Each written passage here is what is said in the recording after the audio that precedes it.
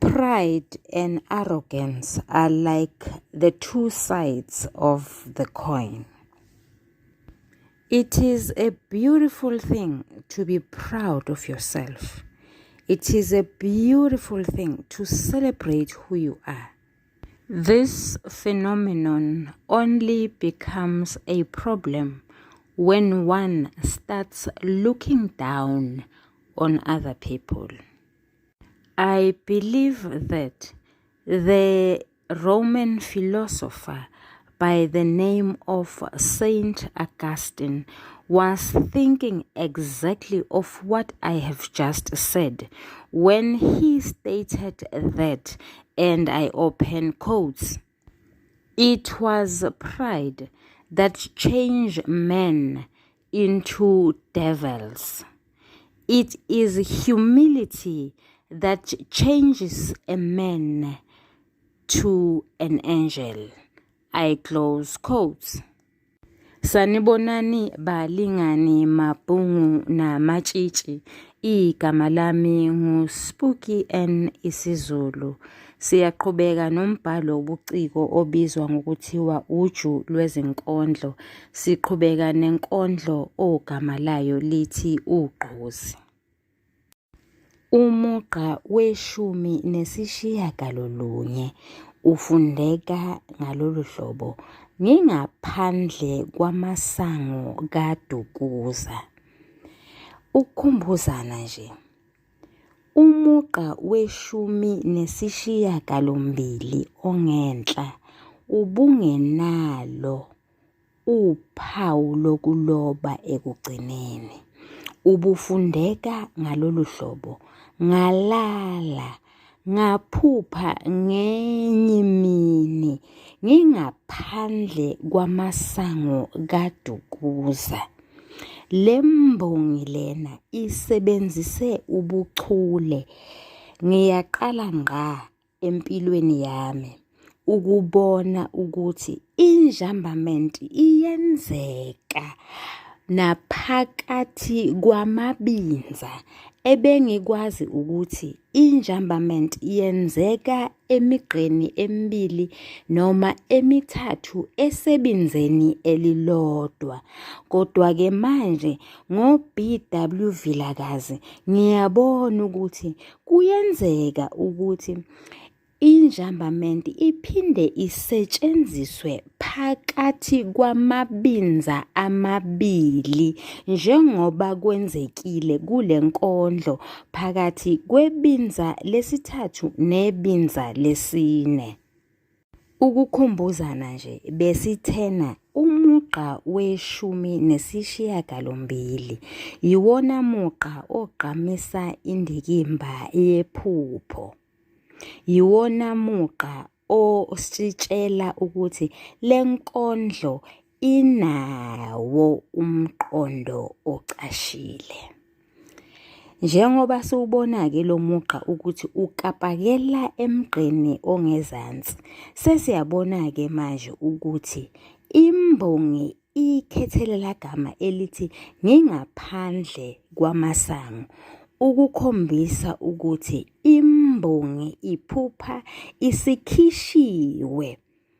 Kusho ukuthi imbongi iphupha isixoshiwe, ikhishelwe ngaphandle kwamasango kaDukuza.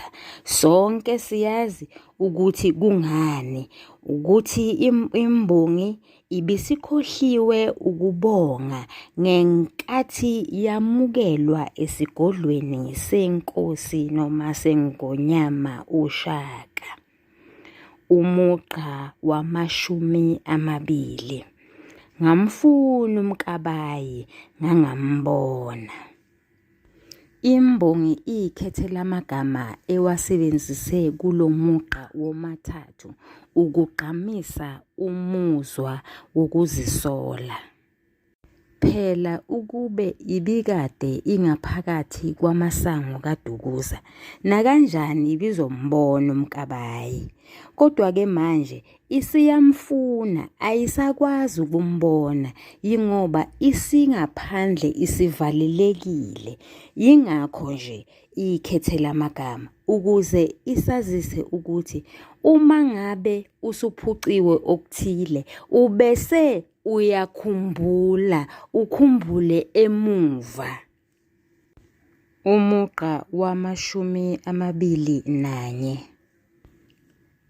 Ngawabuka amasango ngawabona, imbongi ngalamagama ewakhethile omathathu igqamisa okuthile, igqamisa ukulangazelela kwayo ukungena ngaphakathi kwamasango kaDukuza okwesibili. Umugqa wama-22 ngawabona evaliwe noDukuza esefile. Imbongi icacisa ukuthi ngemuva kokuxoshwa kwembongi amasango avalwa. Kwase kuthula kuthi cwaka ngaphakathi esigodlweni, yingakho imbongi ikhethelele gama elithi esefile ukugqamisa ukuthi kwathula kwathi du. Sesiyacabangela-ke noma imbongi ingashongo ukuthi njengoba ilembe noma ingonyama uShaka ibinolaka futhi isatshwa, kungenzeka ukuthi abantu bebengafuni ukuthi bathole amachaphazelo ngenxa yokuxoshwa komuntu ohlulekile ukuthi uma esengaphakathi kwamasango kaDukuza abonge nje kuphela. Umugqa wama-23. Lwagcwala umlomo ulimi lwami. Lo mugqa ugqamisa ukuthi imbongi iyahluleka nokuthi izothini. Umugqa wama-24 ufundeka ngalolu hlobo, ngathi ngiyakhuluma ngayisimungulu. Leli gama elithi ngayisimungulu lichaziwe ngababhali, bathi lichaza umuntu ongakwazi ukukhuluma, osuke ezalwe enjalo. Umugqa wama-25 ufundeka ngalolu hlobo, kanti sengintshontsha amandla ezimbongi. Imbongi ngalomugqa namagama ewakhethile igqamisa ukuthi yaba nogqozi lokubhala izinkondlo noma lokuba ngumuntu oqamba izinkondlo. Siyazi sonke umuntu oqamba izinkondlo nomuntu onogqozi lokubhala izinkondlo ubizwa ngokuthiwa uyimbongi. Ibinza lesi-5. Umugqa wama-26. Namhla kangikwazi ukuthula noma. Imbongi igqamisa ukuthi njengoba isinogqozi lokubhala izinkondlo ayisakwazi ukuphumula. Ake siboneke ukuthi njengoba isebenzise igama ekugcineni kwalo mugqa elithi noma ibifuna ukuthini. Umugqa wama-27 lapho ngilele kwesikabhadakazi.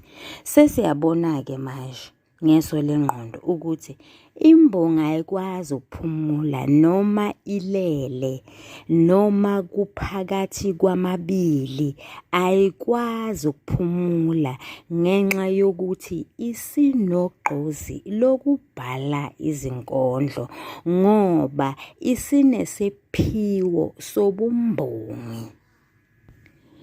Ngizofunda umugqa wama-28 ngigcine emgqeni wama-32 kufundeka ngalolu hlobo. Ngivuswa ngumkabayi ethi kimi, "Vuka wena kaMancinza, kawuzalelwanga ukulala ubuthongo.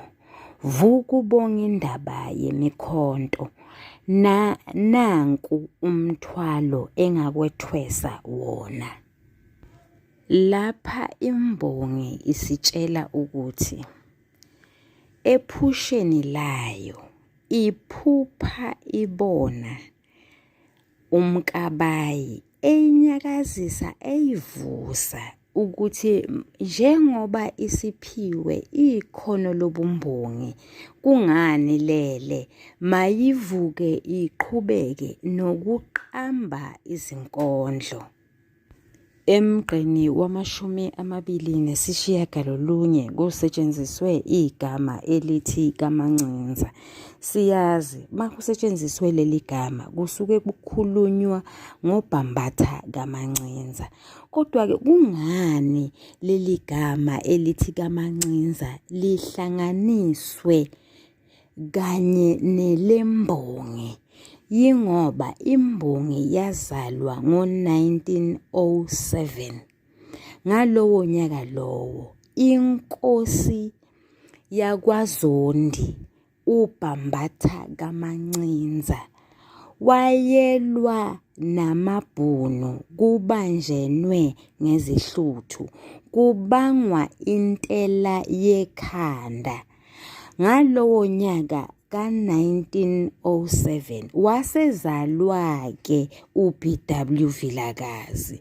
Yingakho abanye bebemteketisa bethi igama lakhe nguBhambatha. Manje-ke ngoba uBhambatha-ke lo wayezalwa nguMancinza, naye-ke phela noma nayo-ke phela imbongi, ngingathi naye-ke phela uB.W, mangithi nayo-ke phela imbongi, nayo ingaziteketisa yona ithi yona izalwa uMancinza ngoba phela vele yazalwa ngesikhathi uBhambatha elwa namaBhunu. Ngakho-ke yabe sibizwa yona ngokuthi Nkosi yami, inguBhambatha. Okufanele sikuqaphele ukusetshenziswa kwegama elithi vuka. Lisetshenziswe kabili. Lisetshenziswe emgqeni wama-29 nasemgqeni wama-31. Imbongi ikhethe lawo magama lawo ukugqamisa indlela ephoqayo. Kwazise phela yayinikezwe umthwalo noma umsebenzi. Inikezwe ngumkabayi umsebenzi wokuthi ibe yimbongi. Umsebenzi wokunkondloza, umsebenzi wokuthi ibe nogqozi lokuqamba izinkondlo. Ukukhumbuzana nje ekuqaleni sithena, uma ukwazi ukuphendula ukuthi kungani imbongi inogqozi, uzobe usuyawazi umqondo osobala walenkondlo. Ngakho-ke uma sesiyifunde yonke lenkondlo, sithola izindlela noma sithola izindawo ezimbili lapho kuvela khona noma lapho kuphenduleka khona umbuzo othi kungani imbongi inogqozi. Ekuqaleni sibonile imbongi ibe nogqozi ngoba yamukelekile esigodlweni seNgonyama uShaka. Okwesibili, imbongi ibe nogqozi ngoba isinikezwe ikhono lokuqamba nelokubhala izinkondlo. Yingakho nje ithi iphupha uMkabayi ethi mayibonge indaba yemikhonto, ngoba phela la makuthiwa indaba yemikhonto kushiwo ikhono lokubhala izinkondlo. Siyabonga, nisale kahle, niyathandwa, ningakhohlwa ukusubscribe kunamashaneli amathathu. Eyokuqala Grade 12 Intervention noma ungathi isiZulu Grade 12 Intervention. Eyesibili The Curriculum Breakdown Grade 10 to 12. Eyesithathu ithi isiZulu Fal The Chat Room.